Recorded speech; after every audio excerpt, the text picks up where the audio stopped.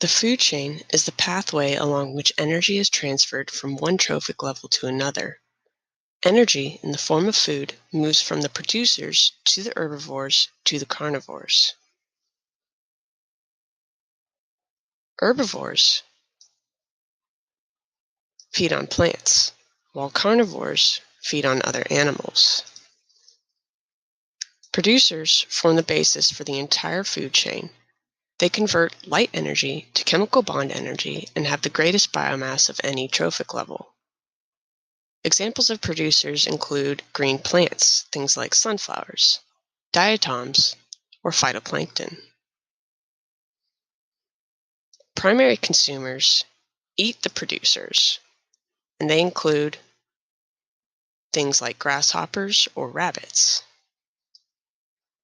Secondary consumers eat